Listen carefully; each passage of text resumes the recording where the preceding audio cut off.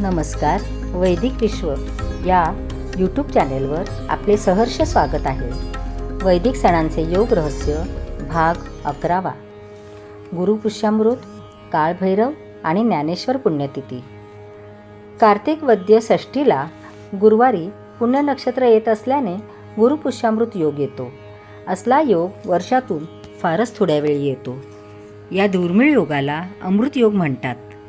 ज्योतिषशास्त्रात गुरुपुष्यामृत योगाला बरेच महत्त्वाचे स्थान का आहे हे लेखकाला अजून कळले नाही.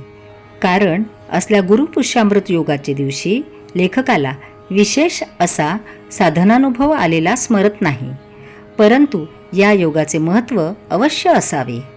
अष्टमीला काळभैरव जयंती येते. कृष्ण आणि काल यांना अष्टमीच आवडते असे दिसते. हा काळ मात्र साधा नाही. तो आपली भेरी वाजवून साधकाला जागृत करतो. जागृत करताना तो जो राग आळवतो तो भैरव राग. भैरवाचा अर्थ आहे भेरी वाजवून जागे करणे. अष्टमीला काळभैरव काल यवनाची राग करणाऱ्या भगवान श्रीकृष्णाला उठवतो आणि भैरवी रागातील पद आळवतो. जागो मोहन प्यारे, सावरी सुरत मोरे मन भावे, सुंदर लाल हमारे, जागो मोहन प्यारे. ज्ञानेश्वर पुण्यतिथी.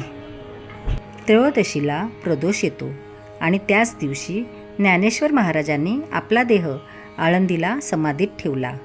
ते तिथे बसले आहेत कल्पसमाधी लावून कल्पांतापर्यंत.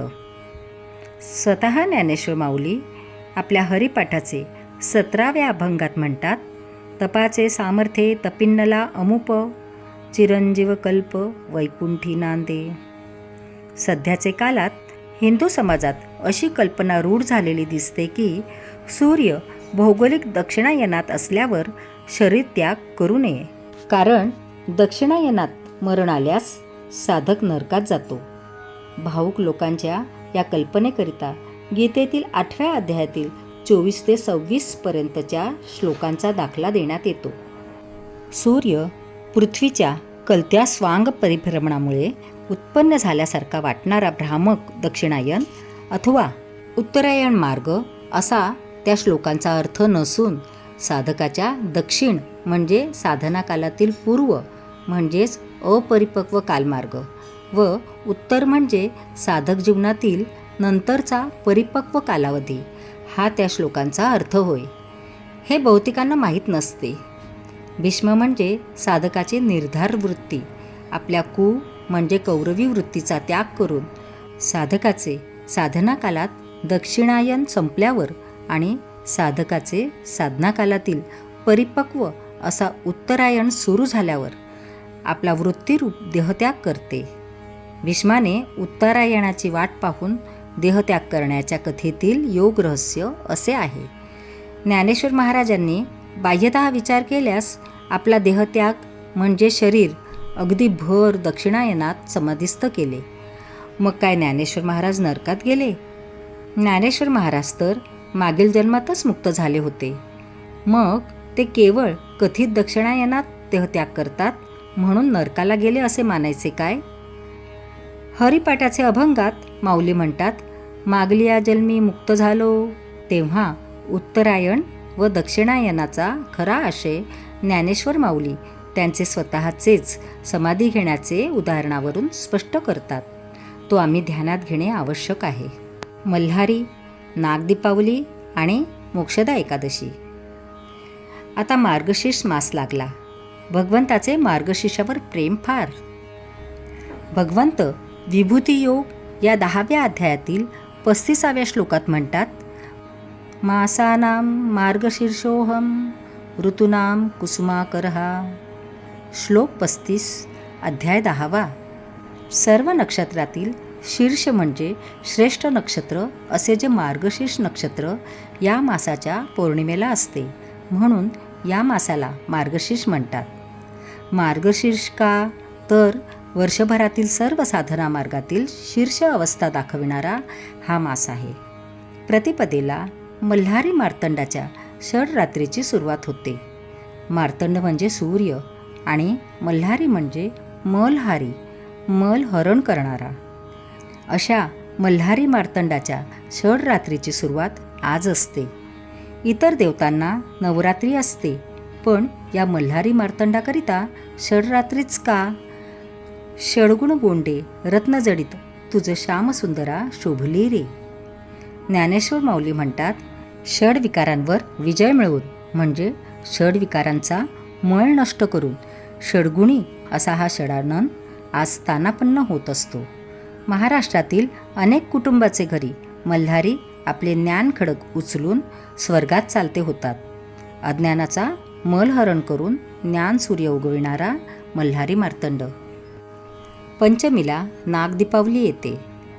कुंडलिनी जागृत झाल्यावर साधकाला नागसर्पाची जी जिवंत अनुभूती येते त्याचे स्मरण म्हणजे ही नागदीपावली होय. ही नेहमी पंचमीलाच येते, कारण तीमुळे पंचतत्वाचे दीप उजळले जातात. तुकाराम महाराज म्हणतात, पाचाही तत्वांच्या ज्योती प्रकाशल्या जाणा. पंचतत्वाचे दीप उजळले की आपोआप नागदीपावली होते. पण साधारण जनतेला या साधनानुभव घटनेचे स्मरण असावे म्हणून पंचतत्वाच्या पंचमीलाच तो उत्सव साजरा करावा लागतो. पावसाळ्यात येणारी नागपंचमीसुद्धा पंचमीलाच येते. भगवान श्रीकृष्ण ज्या कालियाच्या फणांवर नाचले त्या कालियाला सुद्धा 5च फण होते. पंचसंख्या नागसर्पाला आवडते, ती त्यांच्या पंचतत्वातील मुक्तसंचारामुळे. पंचतत्वातील प्रत्येक देवतेला शिवापासून तो विष्णूपर्यंत नागशिसाचाच आधार आहे. जगदंब कुंडलिनी मूलाधारात आपले 3.5 वळसे सोडून जेव्हा मोकळी होते आणि मेरुदंडातील सुषुम्नेतून सप्तचक्रांचा भेद करीत जसजशी वर ब्रह्मरंध्रांपर्यंत प्रवास करते तसतसा पंचतत्वाचा साक्षात्कार घडून त्या तत्वांचा प्रकाश साधकाला प्राप्त होतो. म्हणून ही नागपंचमी किंवा नागदीपावली पंचमीला साजरी करतात. एकादशीला मोक्षदा एकादशी असते, मोक्ष देणारी एकादशी. याच दिवशी भगवान श्रीकृष्णांनी अर्जुनाला ऐन समरांगणावर गीता सांगितली म्हणतात. पुष्कळांचे मनात एक शंका येते की ऐन समरांगणाच्या धुमश्चक्रीत भगवंताला संपूर्ण गीता सांगून अर्जुनाला उपदेश करायला वेळ कसा सापडला? ज्ञान देण्याकरिता वेळ लागत नाही. अर्जुनाला संदेह झाल्यावर भगवंतांनी त्याचेकडे दृष्टी मात्र फिरविली आणि दृष्टादृष्ट होताच अर्जुनाचा व्यामोह नाहीसा झाला व त्याला पूर्ण ज्ञानप्राप्ती झाली. या ज्ञानावस्थेचे वर्णन ज्ञानेश्वर माऊली करतात. देवाची येद्वारी उभा क्षणभरी तेणे मुक्तिचारी साधी येल्या.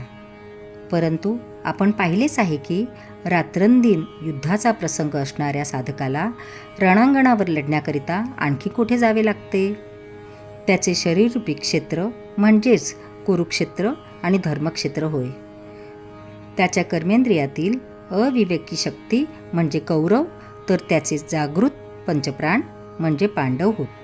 जागृत शक्तिशाली साधक म्हणजे भगवान श्रीकृष्ण आणि त्याला सदैव प्रेरणा देणारी शक्ती म्हणजे त्याच्यातील वीर अर्जुन होय.